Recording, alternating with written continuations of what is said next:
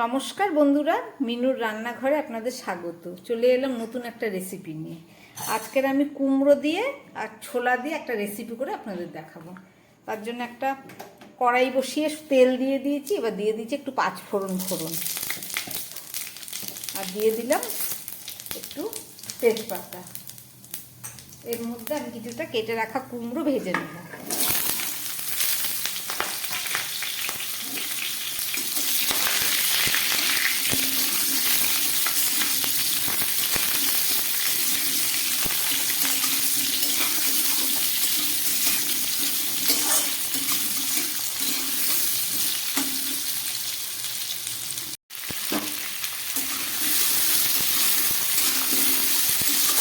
আলু আর কুমড়োটা একটু ভাজা হয়ে গেল। এবার আমি এর মধ্যে দিয়ে দিচ্ছি পরিমাণ মতো নুন।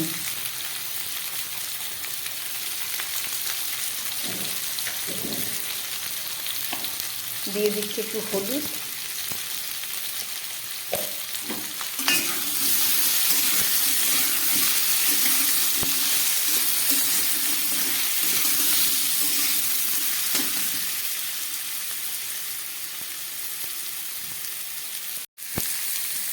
এবার দিয়ে দিচ্ছি 1 চামচ আদা বাটা। এটা নিরামিষ তরকারি হচ্ছে।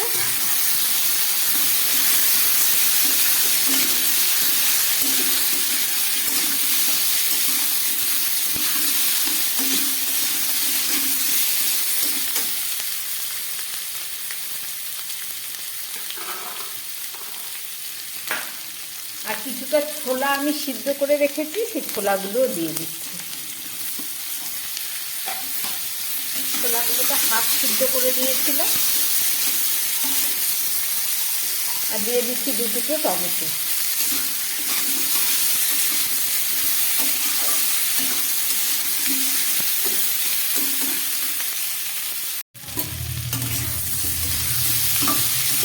ছোলা দিয়ে খুব ভালো করে একটু ভেজে নিলাম। এবার দিয়ে দিচ্ছি 1/2 চামচ ধনের গুঁড়ো।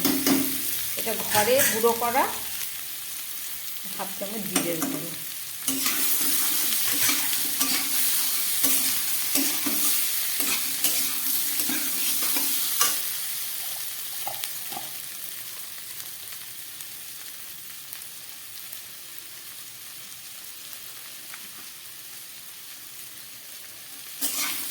দিয়ে দিচ্ছি 1/2 চামচ লঙ্কার গুঁড়ো।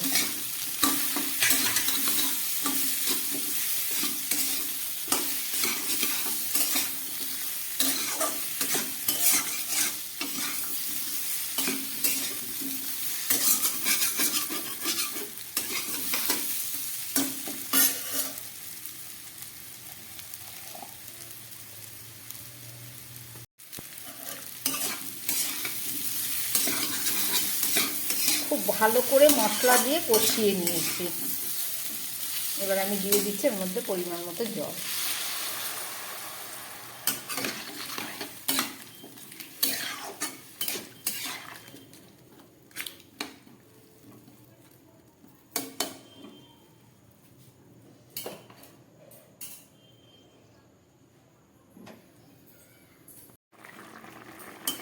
আলু কুমড়োর তরকারিটা ফুটে উঠেছে।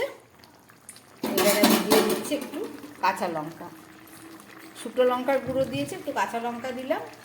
আর কুমড়োর তরকারি যেহেতু একটু মিষ্টি দিতে হবে, 1/2 চামচ চিনি দিয়ে দিলাম।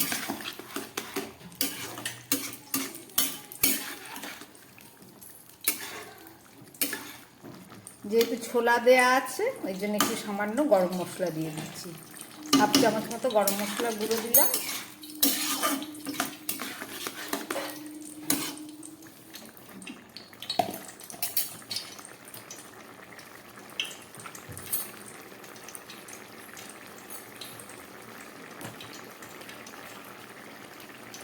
একটা ঢাকা দিয়ে দিলাম। এবার গ্যাস কমিয়ে 4-5 মিনিট রান্না করি, তারপরে ফেরত এসে দেখাচ্ছি।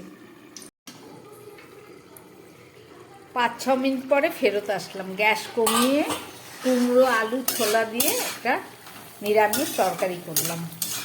রেসিপিটা আপনারা দেখলেন, আশা করি আপনাদের ভালো লেগেছে। এই তরকারি করে রুটি, পরোটা, লুচি যা কিছুর সঙ্গে খাবেন, খুব ভালো লাগবে। আমার বানানো এই রেসিপি যদি ভালো লাগে তাহলে আমার চ্যানেলটাকে লাইক করবেন, সাবস্ক্রাইব করবেন। নমস্কার, সবাই ভালো থাকবেন, সুস্থ থাকবেন।